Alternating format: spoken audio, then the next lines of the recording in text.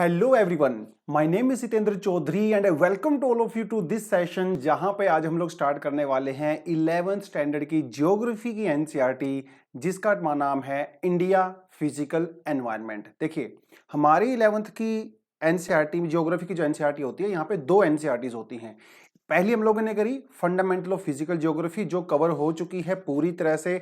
सारी की सारी वीडियोस उसकी यूट्यूब पे आ चुकी हैं, आप उसको अच्छे से सुनिए, देखिए, समझिए और अपने नोट्स बनाइए। दूसरी हमारे पास एनसीईआरटी होती है, वो होती है इंडिया की फिजिकल ज्योग्राफी, राइट। तो हमारा जो वहां पे स्टैटिक पोर्शन था, उस स्टैटिक पोर्शन को अभी हम लोग इंडिया के ऊपर अप्लाई करेंगे, यानी कि जो कॉन्सेप्ट हम लोगों ने वहां पे समझे हैं, चाहे वो क्लाइमेट के हों, जियोमॉर्फोलॉजी के हों, है ना, एंडोजेनिक एक्सोजेनिक फोर्सेस भी हम लोगों ने वहां पे ये किए थे, ओशियानोग्राफी वाले हों।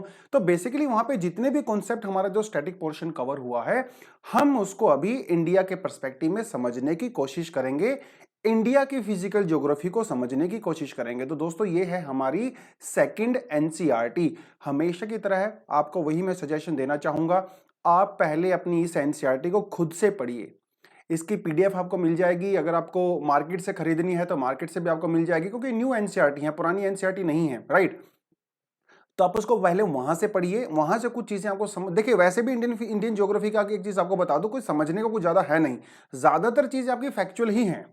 क्योंकि फिजिकल ज्योग्राफी जो ऑलरेडी हम लोग स्टैटिक पोर्शन में कर चुके हैं, वहां पे आपके कॉन्सेप्चुअल क्लैरिटी हो चुकी है।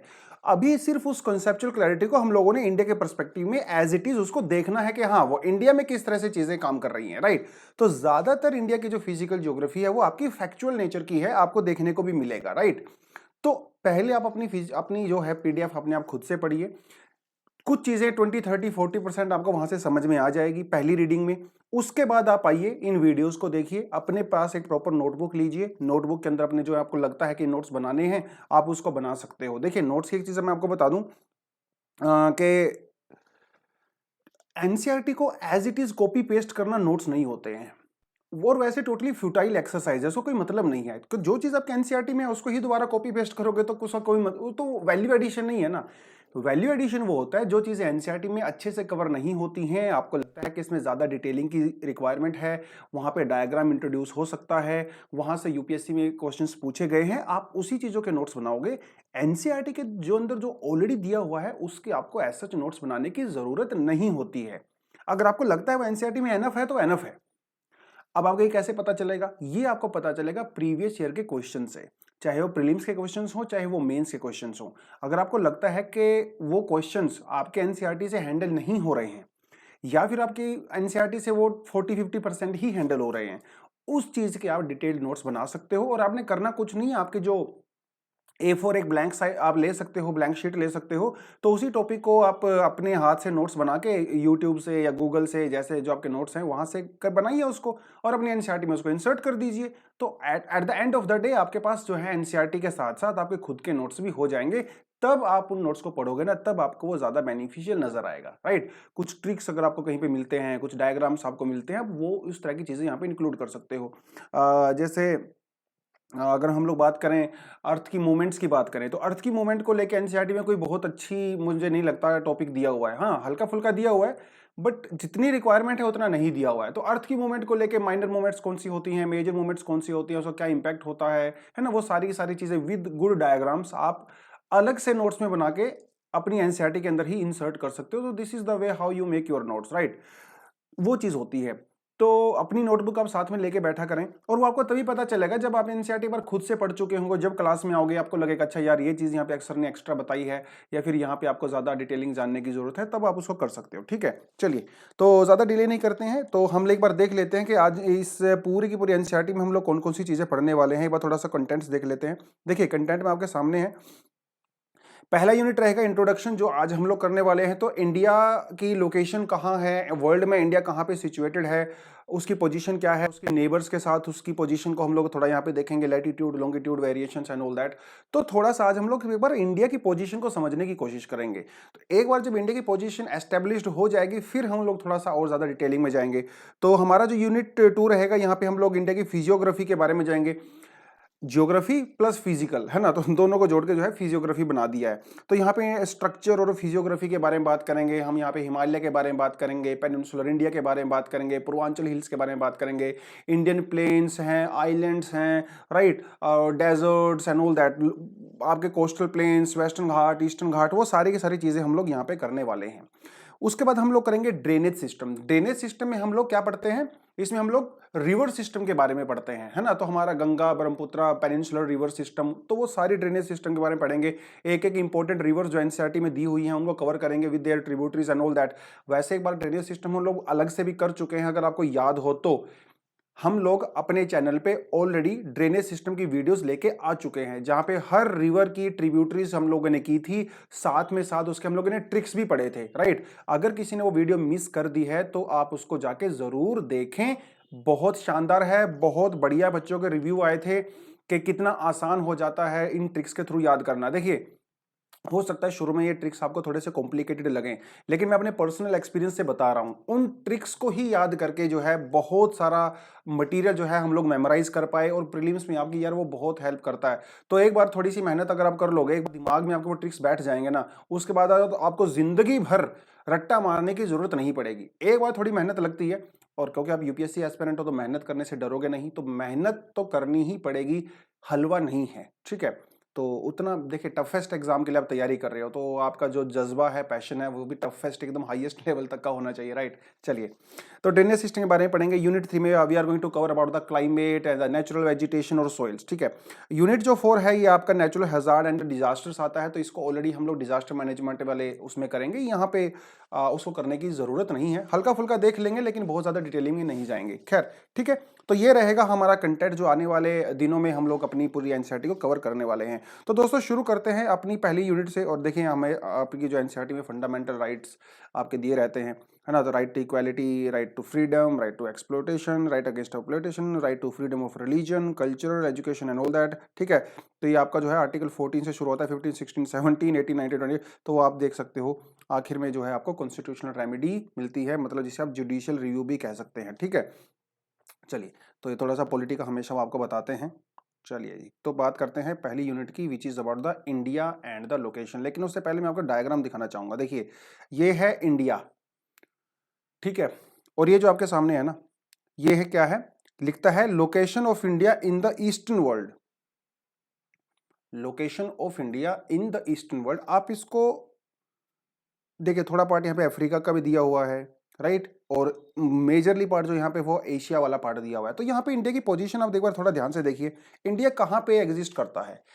इंडिया एग्जिस्ट करता है सेंट्रल और सदर्न एशिया में, सेंट्रल एशिया और सदर्न एशिया, ठीक है। अगर आप वैसे कहना चाहो तो नॉर्मल टर्म में जब आप न्यूज़पेपर वगैरह पढ़ते हो तो इसको जो है साउथ एशियन कंट्री भी कहा जाता है इंडिया को, तो साउथ एशियन तो है ही डेफिनेटली, सेंटर भी आप यहाँ पे ऐड कर सकते हो, तो सेंटर साउथ एशियन कंट्री है इंडिया। तो एक बार इंडिया का पोजीशन देखोगे तो आपको चीजें समझ में आएंगी, तब थोड़ा सा हम लोग जो आगे है आगे पढ़ सकते हैं कि क्या इसने दिया हुआ है। चलिए, बात करते हैं सीधी सी। तो फिगर 1.1 हम लोग अगर यहाँ पे देखें, देखिए इंडिया जो यहाँ पे दिया हुआ है पोजीशन इंडिया की, ठीक है। अगर हम लोग लैटिट्यूड लॉन्गिट्यूड की बात करें तो ऑलरेडी हम लोग एनसीईआरटी में कवर कर चुके हैं। जो हमारे लैटिट्यूड्स होते हैं वो होते हैं आपकी इस तरह की हॉरिजॉन्टल लाइंस को लैटिट्यूड्स बोलते हैं, और जो आपकी इस तरह की वर्टिकल लाइन होती हैं इनको हम लोग क्या बोलते हैं, लॉन्गिट्यूड्स बोलते हैं, राइट। आपको मैंने इसके लिए ट्रिक भी बताया था, बहुत सारे बच्चे कंफ्यूज हो जाते हैं, आई वेरी वेल नो। लैटी मतलब देखिए लैटिट्यूड, लैटिट्यूड मतलब देखिए इसमें क्या है, लेटना है ना, लेटना। तो लेटता तो आदमी हॉरिजॉन्टली ही लेटता है, वर्टिकली खड़े खड़े हम घोड़े थोड़े ही है कि खड़े खड़े सो जाएंगे ना वर्टिकली, तो भैया लेट के आप सोते हो, तो सॉरी, जो लैटिट्यूड होता है वो आपकी हॉरिजॉन्टल लाइंस होती है जिस पोजीशन में आप सो जाते हो, राइट। तो इंडिया का लैटिट्यूडनल एक्सटेंशन क्या है, इंडिया का लॉन्गिट्यूडनल एक्सपेंशन क्या है, वो सारी सारी चीजें हम लोग यहाँ पे करेंगे, ठीक है। तो एक बार आप इस पोजीशन में अगर ध्यान से देखो तो यहाँ पे इंडिया जो है दोस्तों वो कंप्लीटली कौन से हेमिस्फीयर में है, नदर्न हेमिस्फीयर में है, right. India completely northern hemisphere में है और इंडिया कंप्लीटली ईस्टर्न हेमिस्फीयर में है। तो अगर आप इंडिया के लैटिट्यूड को देखोगे तो इंडिया के हर लैटिट्यूड के सामने आपको एन लिखा हुआ मिलेगा, एन का मतलब होता है नदर्न लैटिट्यूड, राइट। और इंडिया के अगर आप लॉन्गिट्यूड्स को देखोगे तो इंडिया के हर लॉन्गिट्यूड में आपको ई देखने को मिलेगा, ई ऐड होता है। जैसे यहाँ पे ये 80 दिया हुआ है तो ये 80 डिग्री ई है, राइट। यहाँ पे ये 60 डिग्री ई है, तो ये आपको हमेशा ई, क्योंकि आप जो है कहाँ से आ रहे हो, आप ग्रीनविच से आ रहे हो। तो ग्रीनविच से जब आप ईस्टर्न साइड में जाते हो, जिसमें इंडिया भी एग्जिस्ट करता है, तो हमेशा यहाँ पे ई लिखते हैं। और जब आप इक्वेटर से ऊपर यानी कि नॉर्दर्न हेमिस्फीयर में जाते हो, तो हर लैटिट्यूड में आपके एन लिखा जाता है। तो ये तो हो गई हमारे लैटिट्यूड लॉन्गिट्यूड की बात, हल्की सी आपको इन्फॉर्मेशन मैंने यहाँ पे दे दिया। खैर आगे बात करते हैं। तो फिगर भी हम लोगों ने देख लिया, डायग्राम इंडिया का कहता है mark the southern most and the northern most latitudes and the eastern most and the western most longitudes. देखिए ये जो एनसीईआरटी हम लोग इंडिया वाले एनसीईआरटी करेंगे ना, यहाँ पे काफी ज्यादा हम लोग मैप वर्क करने वाले हैं। मैप वर्क का मतलब ये रहेगा कि हम यहाँ पे क्लास में ज्यादा मैप वर्क नहीं कर पाएंगे, राइट। मैं आपको यहाँ पे असाइनमेंट्स दूंगा। हालांकि जो प्रीवियस एनसीईआरटीज हम लोगों ने की थी, जिसमें हम लोगों ने इंडिया की ज्योग्राफी पढ़ी थी, आपकी 8th स्टैंडर्ड वाली पढ़ी थी, हम लोगों ने 10वीं वाली पढ़ी थी, उसमें भी हम लोगों ने काफी असाइनमेंट्स किए थे, राइट। इसी तरह के कुछ कुछ असाइनमेंट हम यहाँ पे भी करने वाले हैं। कुछ असाइनमेंट हो सकता है वो रिपीटेड भी रहे, कुछ असाइनमेंट यहाँ पे न्यू भी रह सकते हैं, राइट। तो वो हम यहाँ पे करने की कोशिश करेंगे। तो क्या कहता है, आप अपना एटलस लेके बैठे, ठीक है, उस एटलस में खोलें, उस एटलस में इंडिया वाला मैप निकालें और उसमें देखें कि इंडिया का जो सदर्न मोस्ट लैटिट्यूड है वो कौन सा है, इंडिया का नॉर्दर्न मोस्ट लैटिट्यूड है वो कौन सा है, इंडिया का ईस्टर्न मोस्ट और वेस्टर्न मोस्ट लॉन्गिट्यूड कौन कौन से हैं, ये आपको यहां पे देखना है। देखिए शायद मेरे पास एक अलग से डायग्राम भी पड़ा है, ठीक है, ये देखिए। तो ये रहा इंडिया का लैटिट्यूड और लॉन्गिट्यूड। इंडिया में क्या है, एक तो इंडिया हमारी मेन लैंड है, राइट, जो बीच में आपकी पड़ती है, ये हमारी मेन लैंड है। और एक है हमारे आइलैंड्स, ठीक है। तो अगर आप इंडिया की मेनलैंड की बात करो, अगर आप इंडिया की मेनलैंड की बात करो, तो हमारा जो सदर्न मोस्ट पॉइंट आता है दोस्तों, वो होता है हमारा 8 डिग्री 4 मिनट लैटिट्यूड। अब यहां पे देखिए एन लिखा हुआ है, इस एन का मतलब यह है कि इंडिया जो है वो नॉर्दर्न हेमिस्फीयर में है, ठीक है। इंडिया का जो नॉर्दर्न मोस्ट लैटिट्यूड है वो आता है 36 डिग्री एंड 6 मिनट्स, ठीक है। क्योंकि यहां पे क्या है, मैं पाकिस्तान ऑक्युपाइड कश्मीर को भी इंक्लूड कर रहा हूं, which is a very integral part of India, right. तो उसको आप कंसिडर करते हो तो 36 डिग्री एंड 6 मिनट नॉर्थ, ये इंडिया का नॉर्दर्न मोस्ट पॉइंट पड़ता है। अगर आप इंडिया के ईस्टर्न मोस्ट पॉइंट की बात करो तो वो है हमारा 97 डिग्री एंड 25 मिनट्स। देखिए यहाँ पे ई लिखा हुआ है, मतलब ईस्टर्न हेमिस्फीयर, जो कि पड़ता है अरुणाचल प्रदेश में। तो अरुणाचल प्रदेश इंडिया का जो है वो ईस्टर्न मोस्ट स्टेट है। अरुणाचल प्रदेश में गांव है जिसका नाम है किबितू, ठीक है, KIBITHU, किबितू। ये है इंडिया का ईस्टर्न मोस्ट विलेज, मतलब पॉइंट है, वहां पे छोटा सा गांव है, म्यांमार वाली बाउंड्री पे पड़ता है।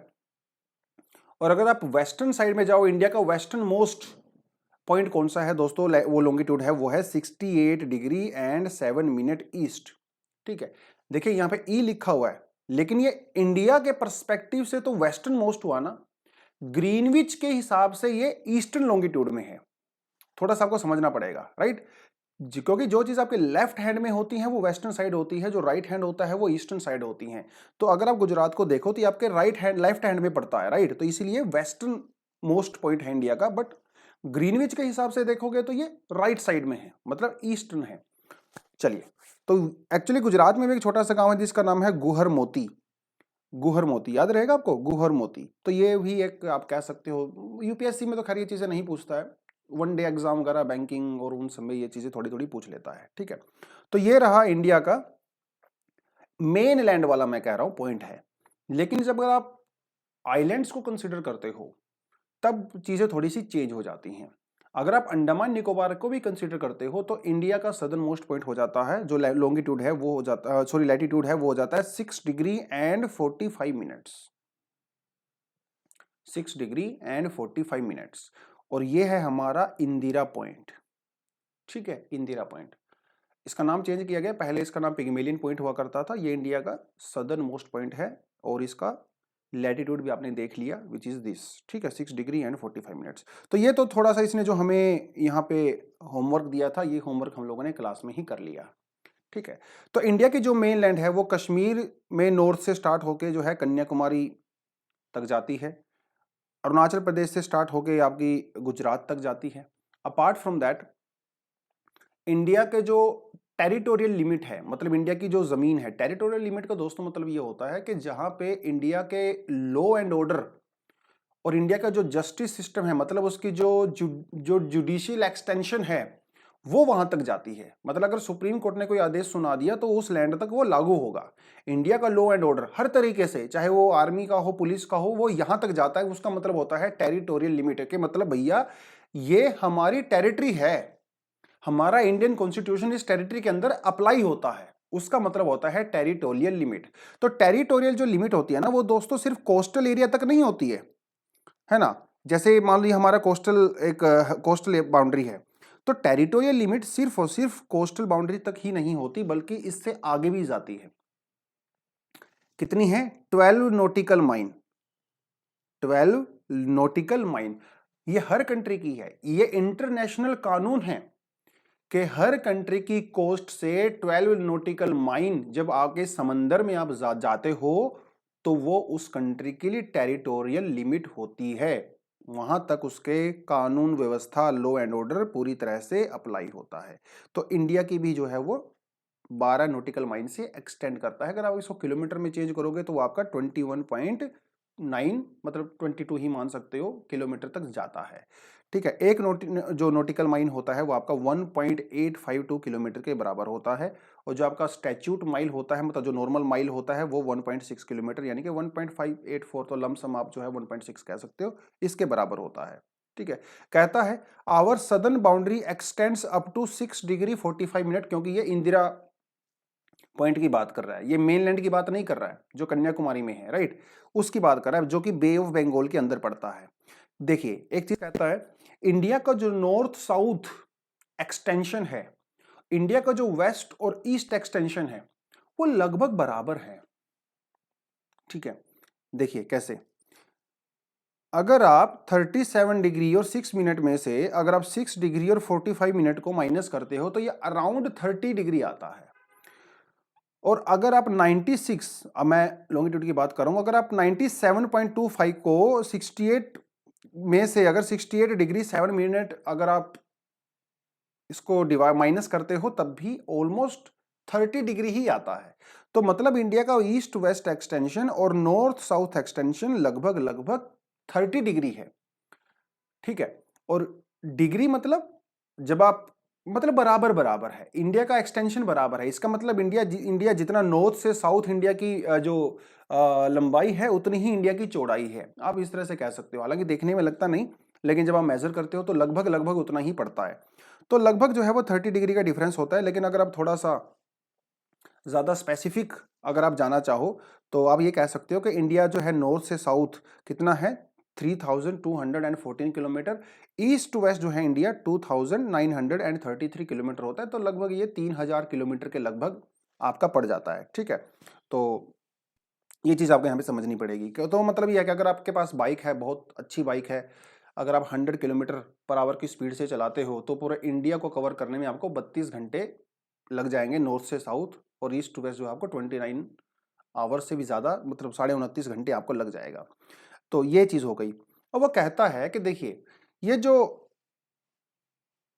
डिस्टेंस है लैटिट्यूड और लॉन्गिट्यूड के बीच में वो ऑलमोस्ट 30 डिग्री है, उसके बावजूद भी जो ईस्ट वेस्ट एक्सटेंशन है वो कम क्यों है। देखिए आप, हम लोग ऑलरेडी ये पढ़ चुके हैं हमारे लैटिट्यूड लॉन्गिट्यूड में कि, अरे यार, ये हम लोग ऑलरेडी पढ़ चुके हैं कि जैसे ये हमारी अर्थ है तो ये वाले होते हैं हमारे लैटिट्यूड्स। ठीक है, और लैटिट्यूड आपको पता है कि हम ये पैरेलल लाइंस होती हैं, तो हर लैटिट्यूड के बीच में डिस्टेंस जो है वो बराबर होता है क्योंकि पैरेलल लाइंस होती हैं।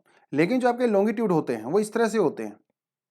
तो लॉन्गिट्यूड आपके जो है नॉर्थ पोल से साउथ पोल के बीच में चलते हैं, और इक्वेटर के ऊपर लॉन्गिट्यूड्स में सबसे ज्यादा डिस्टेंस होता है।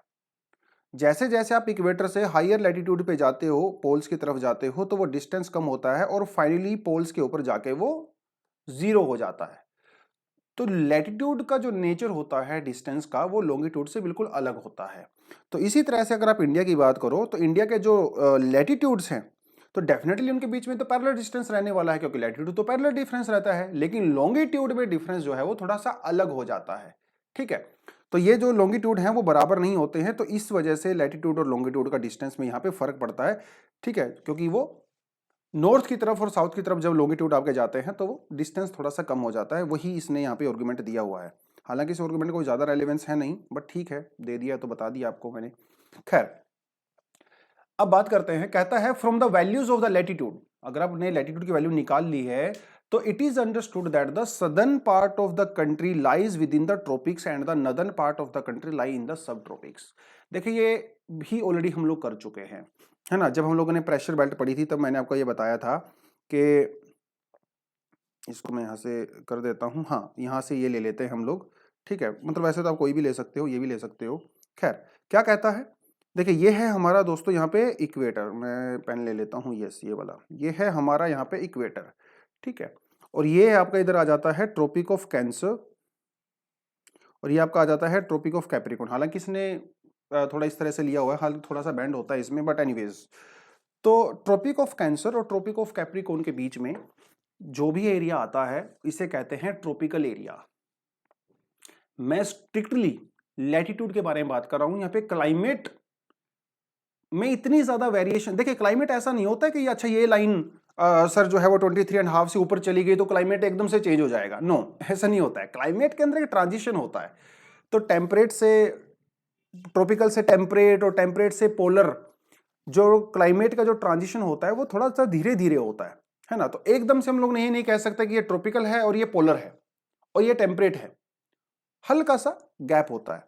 तो आप ये कह सकते हो कि ये जो ट्रॉपिक्स के बीच वाला जो एरिया होता है इसे कहा जाता है ट्रॉपिकल एरियाज। जो ट्रॉपिक ऑफ कैंसर से लेके जो 40, 45, 35 के बीच वाला जो एरिया होता है, 35 आप कह सकते हो, इसे कहते हैं सब ट्रॉपिकल।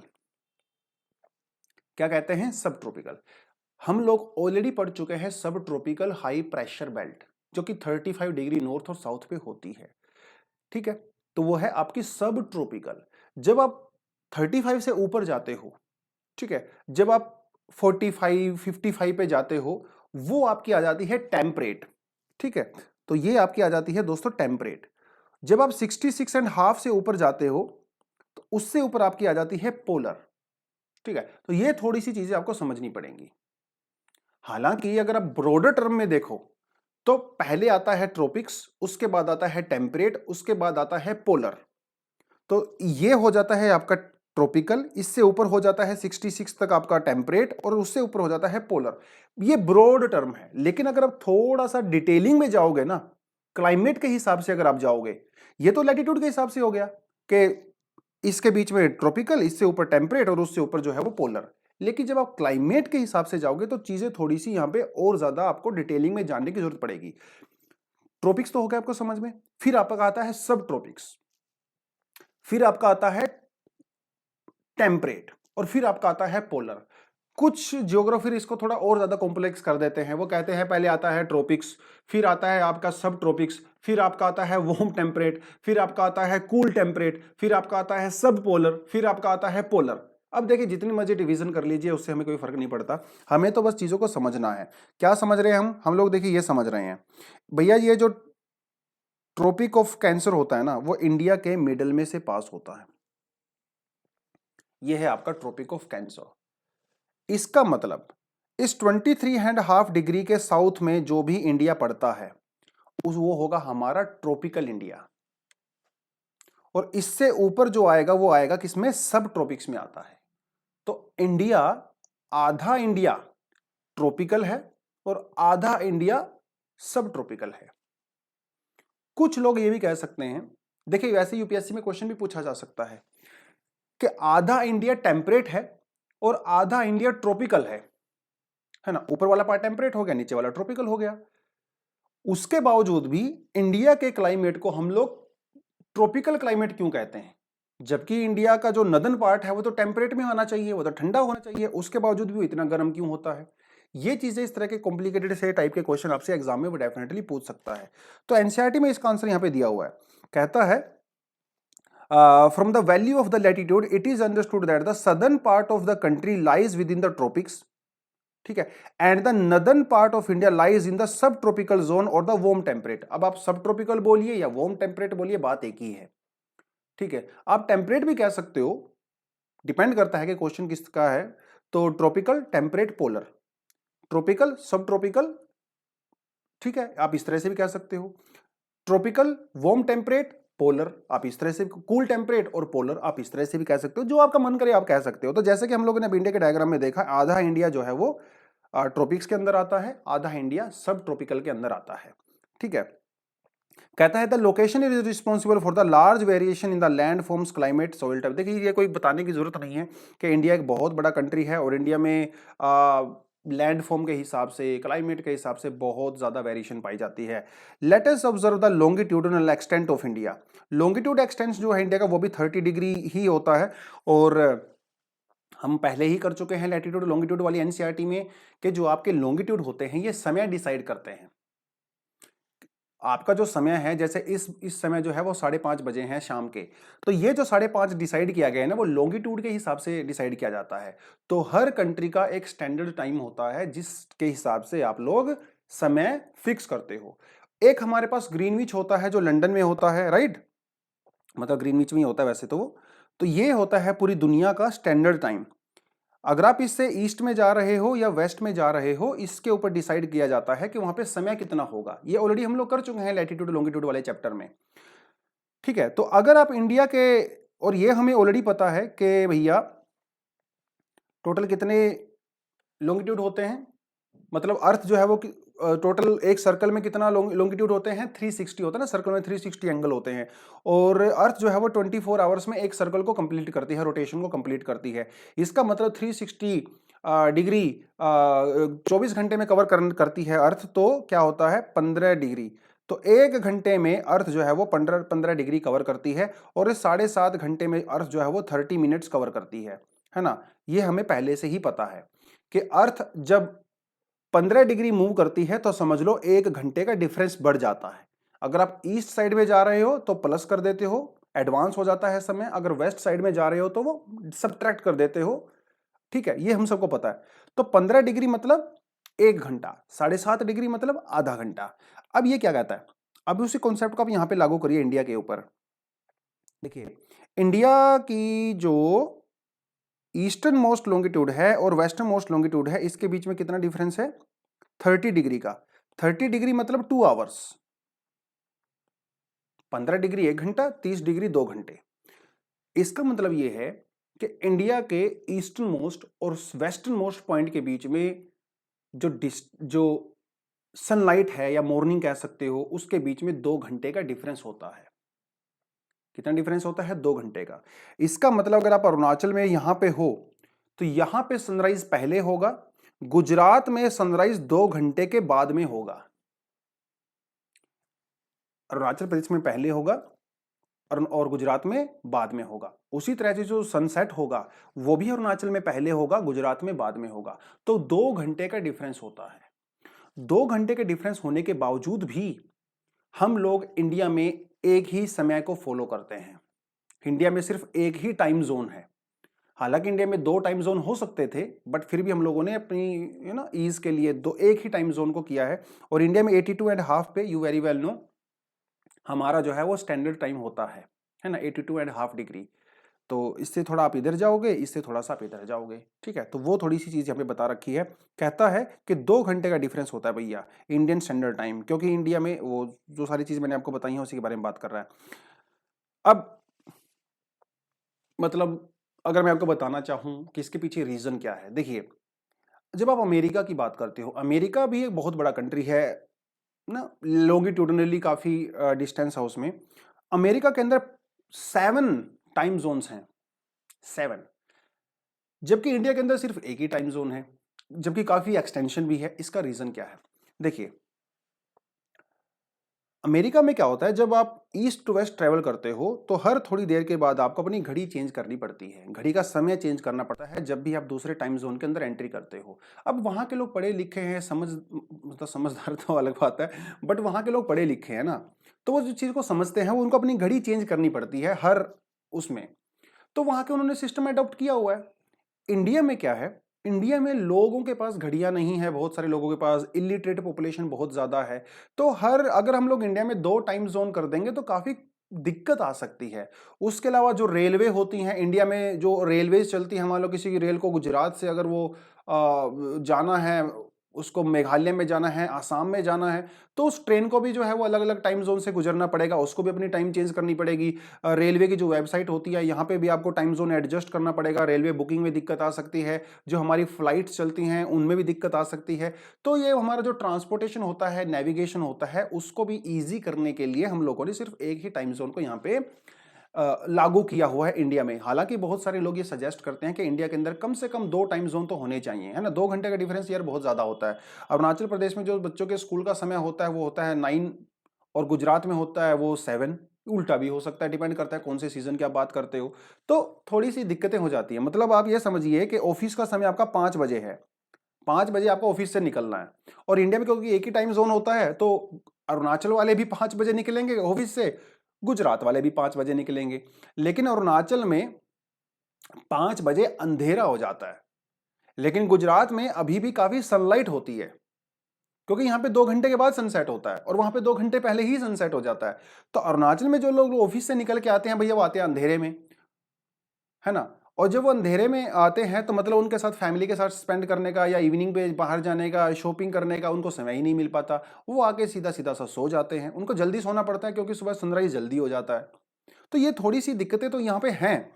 हालांकि बहुत सारे लोग इसका हेल्थ के ऊपर भी इम्पैक्ट समझते हैं, वो एक अलग टॉपिक कभी हम लोग करेंगे करंट अफेयर्स में। बट या तो इंडिया में 2 घंटे का डिफरेंस होता है। अब आप देखिए, एक यहाँ पे बड़ा अच्छा पॉइंट बताया गया है। कुछ लोग कहते हैं, किसी ने मुझसे क्वेश्चन भी पूछा था कमेंट सेक्शन में कि सर हम लोगों ने 82.5 डिग्री को ही क्यों अपना स्टैंडर्ड जो है टाइम डिक्लेयर किया है, हम कोई और लॉन्गिट्यूड को भी तो कर सकते थे, राइट। इसके पीछे देखिए एक रीजन है। ये एक्चुअली रीजन ये है कि हमें ना अपनी लाइफ को थोड़ा सा इजी करना है। देखिए, इंटरनेशनली नेविगेशन होता है भैया, इंटरनेशनल फ्लाइट चलती हैं, ट्रेन चलती हैं, शिप्स चलते हैं। तो उनके इजी पर्पज के लिए अगर हर कंट्री अपना ही समय स्टैंडर्ड करने लगेगी तो हर चीज उनको दिक्कत आ जाएगी नेविगेशन वगैरह में। तो हम लोगों ने क्या किया, एक इंटरनेशनल कानून बना दिया। इस कानून के तहत किसी भी कंट्री का जो स्टैंडर्ड टाइम होता है, चाहे 1 हो चाहे 10 हो, ये एक ट्रीटी बना दी गई है कि वो जो स्टैंडर्ड टाइम है आपका, वो 7.5 डिग्री का मल्टीपल होना चाहिए। 7.5 डिग्री मतलब क्या होता है, 30 मिनट्स। तो उनके बीच में 30 मिनट का डिफरेंस होना चाहिए ताकि चीजें कॉम्प्लेक्स ना हो, है ना। अगर मान लो इंडिया का स्टैंडर्ड टाइम 82.5 है और पाकिस्तान का मान लो वो 80 डिग्री है, उसके बाद अफगानिस्तान का वो 78 डिग्री है, अगर आप ऐसे करते रहोगे तो यार बहुत ज्यादा कॉम्प्लिकेशन हो जाएगा और टाइम कैलकुलेट करने में वो दिक्कत आ जाएगी। तो इसलिए उन्होंने क्या किया कि आप जो है 2 कंट्री के बीच में, मतलब 2 स्टैंडर्ड टाइम के बीच में ज्यादा से ज्यादा आधे घंटे का डिफरेंस रख सकते हो, इससे ज्यादा नहीं, ठीक है। तो इसीलिए हर कंट्री का जो स्टैंडर्ड लॉन्गिट्यूड टाइम होता है, चाहे वो 1 हो, 2 हो, 5 हो, 7 हो, वो 7.5 के मल्टीपल होने चाहिए। और इंडिया में जो सेंटर में पड़ता है 82.5, ये 82.5 का जो है वो 7.5 का मल्टीपल है। इसीलिए हम लोगों ने इसको चूज किया है, बाकी और कोई खास रीजन यहाँ पे है नहीं, ठीक है। तो ये थोड़ा सा सेंटर में भी पड़ता है और 7.5 का मल्टीपल भी है। अगर आप पाकिस्तान के स्टैंडर्ड एंड टाइम को देखोगे तो वो भी 7.5 का ही मल्टीपल है, ठीक है, वो भी इतना ही है। अगर आप अफगानिस्तान को देखोगे तो वो भी 7.5 का ही मल्टीपल है। तो ये थोड़ा सा आपको इस तरह की चीज़ें यहाँ पे समझनी पड़ेंगी जो इसने यहाँ पे बताया हुआ है। खैर, ये चीज़ें हम लोग ओडी लैटिट्यूड लॉन्गिट्यूड वाले चैप्टर में कर चुके हैं, तो यहाँ पे ज़्यादा और ज़्यादा यहाँ पे कुछ करने की जरूरत है नहीं, ठीक है। तो आप अपने मैप वर्क के लिए क्या कर सकते हो, कुछ काम यहाँ पे आप मैप वर्क के लिए क्या कर सकते हो। एक तो आपको ये मैप वर्क के लिए करना है कि इंडिया का जो ट्रॉपिक ऑफ कैंसर है, ट्रॉपिक ऑफ कैंसर कौन कौन सी स्टेट में से पास होता है, ये आपको करना है होम असाइनमेंट। ये भी आपको करना है कि जो ट्रॉपिक ऑफ कैंसर है उसके आसपास कौन कौन सी मेजर सिटीज हैं, ये आपका एक होमवर्क है। दूसरा, इंडिया का जो स्टैंडर्ड टाइम है 82.5 डिग्री, आपको ये पता करना है कि कौन कौन सी स्टेट में से पास होता है और कौन कौन सी मेजर सिटीज इसके ऊपर पड़ती हैं, ठीक है। ये आप याद कर लोगे। एक और चीज आपको याद करनी है कि जो कश्मीर से लेके कन्याकुमारी, ठीक है, ये देखिए थोड़ा होमवर्क है, ये आपको खुद करना पड़ेगा और आपकी बहुत हेल्प करेगा यूपीएससी में। तो कश्मीर से लेके कन्याकुमारी तक का जो आपका लॉन्गिट्यूड है, वो कौन कौन से स्टेट में से पास होता है, कौन सी मेजर सिटीज इसके ऊपर आती हैं, ठीक है, ये आपको यहाँ पे याद करना पड़ेगा। दिल्ली से भी कर सकते हो आप, दिल्ली से कन्याकुमारी वाला भी कर सकते हो, ठीक है। तो कुछ कुछ थोड़ा सा होमवर्क आपको देखना पड़ेगा। कहता है इंडिया का जो टोटल एरिया है वो है 3.28 मिलियन स्क्वायर किलोमीटर, काफी बड़ा है, ठीक है। इंडिया जो है दुनिया का 2.4% लैंड एरिया कवर करता है और दुनिया का 7th लार्जेस्ट कंट्री है India according to the size, काफी बड़ा है। अगर पाकिस्तान और अगर बांग्लादेश भी आज इंडिया का पार्ट होते तो शायद ये और वो डेफिनेटली और भी बड़ा होता, ठीक है। तो अगर हम लोग साइज की बात करें, कहता है the size of India has endowed her with the great physical diversity, इतनी ज्यादा बड़ा साइज होने की वजह से इंडिया में बहुत ज़्यादा डाइवर्सिटी पाई जाती है। कहीं भी आपको जो है बड़ी बड़ी माउंटेन्स देखने को मिलती हैं, कहीं भी आपको बड़ी बड़ी रिवर्स देखने को मिलती हैं, गंगा, ब्रह्मपुत्रा, महानदी, कृष्णा, कावेरी एटसेट्रा। कहीं पे आपको जो है हरे भरे गहरे और घने जंगल देखने को मिलते हैं, कहीं पे आपको डेजर्ट देखने को मिलते हैं, मरुस्थल देखने को मिलता है ना। इंडिया बहुत ही डाइवर्स एकदम जबरदस्त कंट्री है, कहने का मतलब ये है। नॉर्थ में हिमालय है, नॉर्थ वेस्ट में आपका हिंदू कुश और सुलेमान रेंज है, ईस्ट में जाओगे आपको पूर्वांचल हिल्स देखने को मिलती हैं, साउथ में अगर आपको जाओगे तो इंडियन ओशियन जो है वो इंडिया को कवर करता है। तो एक तरह से अगर आप इंडिया को देखोगे ना, यहाँ पे ये देखिए इंडिया को यहाँ पे देखो तो यहाँ पे आपका जो है वो सुलेमान वगैरह रेंज आ जाती हैं, यहाँ पे आपका हिमालय आ जाता है, यहाँ पे आपका जो है पूर्वांचल हिल्स आ जाती हैं, नीचे इंडियन ओशियन आ जाता है यहाँ पे, राइट। तो अगर आप इंडिया को ध्यान से देखो तो इंडिया जो है अपने आप में एक सेपरेट फिजिकल यूनिट जैसा दिखता है, इसलिए इसको कहा जाता है इंडियन सब कॉन्टिनेंट, ठीक है। इंडियन सब कॉन्टिनेंट कहा जाता है इसको। तो इंडियन सब कॉन्टिनेंट कहा जाता है तो इसके अंदर क्या क्या इंक्लूड होता है, कहाँ गया, हाँ। तो इंडियन सब कॉन्टिनेंट के अंदर क्या क्या इंक्लूड होता है दोस्तों, इसके अंदर आता है आपका पाकिस्तान, नेपाल, भूटान, इंडिया और बांग्लादेश। ध्यान रखना है इंडियन सब कॉन्टिनेंट में म्यांमार नहीं आता, इंडियन सब कॉन्टिनेंट में ना ही मालदीव आता, इसमें ना ही श्रीलंका आता है। पाकिस्तान, नेपाल, भूटान, बांग्लादेश और इंडिया, ठीक है। अब यहाँ पे जो इन्होंने माउंटेन बताया जैसे सुलेमान रेंज है, किरथार रेंज है, हिमालय है, अब ये बहुत बड़ी बड़ी माउंटेन्स हैं जो कि एक बैरियर का काम करती हैं। तो इस बैरियर को क्रॉस कैसे किया जाए, ये भी अपने आप में समस्या है। तो नेचर ने इन बैरियर्स को क्रॉस करने के लिए कुछ रास्ता बनाया हुआ है जिसे हम लोग पास कहते हैं, जैसे खाइबर पास, शिपकिला पास, बोलान पास, नाथुला पास, बोमडिला पास। ये पासिस को हम लोग आगे करेंगे जब हिमालय वगैरह पढ़ेंगे, ठीक है। वो चीजें हो गई, तो ये चीज हो गई। एक इंडिया का जो इंडियन ओशन की तरफ जब इंडिया का पार्ट बढ़ता है उसे कहते हैं पेनिनसुलर पार्ट, है ना। देखिए पेनिनसुलर पार्ट का डायग्राम हम देख सकते हैं। ये वाला जो हिस्सा है इंडिया का, ये आप यहाँ से अगर ऐसे चलोगे तो ये वाला जो हिस्सा है ना, ये होता है पेनिनसुलर इंडिया, ठीक है। जो कि नॉर्थ में जो है काफी वाइड है, लेकिन जैसे जैसे वो साउथ में जाता है टेपरिंग होती चली जाती है और इंडियन ओशन इसको कवर करता है। ये है हमारा पेनिनसुलर इंडिया, ठीक है, पेनिनसुलर इंडिया। और पेनिनसुलर इंडिया के एक तरफ अरेबियन सी है, एक तरफ आपका बे ऑफ बंगाल है, नीचे जो आपका इंडियन ओशन है। तो इसकी वजह से हमारा जो कोस्टल एरिया है वो भी काफी बड़ा हो जाता है। अगर आप इंडिया की मेन लैंड की बात करो तो इंडिया के जो टोटल कोस्टल एरिया है वो है 6100 किलोमीटर, लेकिन अगर आप आइलैंड्स को भी कंसीडर करो, उनकी कोस्ट को भी अगर काउंट करो तो वो हो जाता है 7517 किलोमीटर। तो काफी बड़ी कोस्ट लाइन है इंडिया की, जैसे कि आप यहाँ पे क्लियरली देख भी सकते हो, ठीक है। तो वो एक तो वो चीज हो गई। दूसरा, इंडिया का हमारे नेबर्स के साथ क्या क्या रिलेशन है, वी वेरी वेल नो, है ना। इंडिया जो है एक तरफ अरेबियन सी है, एक तरफ हमारा बे ऑफ बंगाल है, साउथ सेंट्रल पार्ट में इंडिया पड़ता है, वही चीज़ आपको मैं बता चुका हूँ। यहाँ पे आपका श्रीलंका है, मालदीव है, गल्फ ऑफ मन्नार, पाक स्टेट। तो ये छोटी छोटी चीज़ें हैं, कुछ इसमें ज़्यादा करने लायक है नहीं। हाँ, लेकिन आप होमवर्क तो यहाँ पे डेफिनेटली कर सकते हो, ठीक है। आपने होमवर्क में क्या क्या करना है, एक्चुअली ऑलरेडी हम लोगों ने जब 8th स्टैंडर्ड की एनसीईआरटी की थी तब भी इस होमवर्क को किया था, और एक बार दोबारा से आपको मैं रिमाइंड करवा देता हूँ। अगर आपने उस समय नहीं किया था तो आप अब कर सकते हो उसको। देखिए, एक तो इंडिया के कौन कौन सी नेबरिंग कंट्रीज हैं, ठीक है। पाकिस्तान हो गया, अफगानिस्तान हो गया, आपका म्यांमार हो गया, बांग्लादेश हो गया, नेपाल हो गया, भूटान हो गया, चाइना हो गया और श्रीलंका हो गया, है ना। ये है इंडिया की नेबरिंग कंट्रीज। इंडिया की इन नेबरिंग कंट्री के साथ जो बाउंड्री है उसका नाम क्या है ना, what is the name of that boundary that we share with these countries. उसके अलावा इंडिया के कौन कौन से स्टेट्स हैं जिनके साथ वो बाउंड्री टच होती है ना, वो आपको करना है। पाकिस्तान के साथ अलग से, अफगानिस्तान के अलग से, नेपाल, भूटान, इनके सबके साथ अपने अलग अलग से करना है। ये सारी की सारी चीजें हो गई।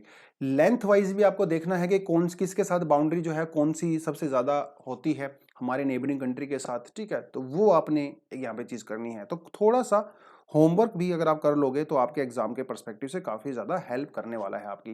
देखिए, एक बार जब तैयारी हम लोग कर ही रहे हैं तो सारी चीज़ों को ही करेंगे ना, कुछ को आधा अधूरा तो हम लोग छोड़ेंगे नहीं। तो ये है हमारा दोस्तों फर्स्ट चैप्टर, इसमें कुछ खास था नहीं, बस ये इंडिया और उसकी लोकेशन वगैरह इन्होंने एस्टेब्लिश की है। आगे आने वाले चैप्टर में हम लोग क्या पढ़ेंगे, फिजियोग्राफी पढ़ेंगे, जो काफ़ी लंबी यूनिट होने वाली है, बहुत इंपॉर्टेंट होने वाली है, क्योंकि हम यहाँ पे Himalaya, peninsular India, Purvanchal hills, हमारे western ghats, eastern coastal plains, islands, ठीक है, सब कुछ पढ़ने वाले हैं हम इस यूनिट में। तो ये काफ़ी बड़ी यूनिट होगी, इंपॉर्टेंट यूनिट होगी। तो आई होप आपको ये चीज़ें समझ में आएंगी। तो आप जब एनसीईआरटी हम लोगों ने अब स्टार्ट की है तो हम लोग रोज आपके लिए चैप्टर डेफिनेटली यहाँ पे लेके आएंगे, और आप लोग बने रहिए साथ में, मेहनत कीजिए। एक बार मेहनत लगेगा, अच्छे से दिल से मेहनत करिए। एक बार आपने जी तोड़ मेहनत कर लिया, आपने बढ़िया नोट्स बना लिए, चीज़ों को समझ लिया, तो आगने वाले समय में आपके पास काफ़ी समय बचेगा। उसमें आप अपनी आंसर राइटिंग प्रैक्टिस कर सकते हो, डायग्राम वगैरह कैसे करना है ना, वो सारी चीज़ों में काम कर सकते हो। तो यही है दोस्तों आज की इस चैप्टर में, और आई होप आपको समझ में आया होगा। समझ में आ गया हो तो चैनल को लाइक करें, सब्सक्राइब करें, वो तो बोलने की ज़रूरत है नहीं क्योंकि ऑलरेडी आप हमारे स्टूडेंट हो। लेकिन अगर आपको कुछ समस्या आती है, ठीक है, आप मुझसे अगर कनेक्ट करना चाहते हो तो आप जो है मेरा ईमेल भी ले सकते हो, SITENDICHOUDHARY@gmail.com, ठीक है। ये है मेरा ईमेल आईडी। कोई पर्सनल प्रॉब्लम हो, मतलब किसी सब्जेक्ट के रिगार्डिंग या कोई गाइडेंस के रिगार्डिंग कुछ भी चीज़ हो, तो आप यहाँ पे आराम से ईमेल कर सकते हो। आप बताइए कि सर आपका नाम क्या है, आप कहाँ से बोल रहे हो, ये आपकी समस्या है, ठीक है। Definitely I will reply your comments. तो that is all for the day. Thank you very much, all the best and Jai Hind.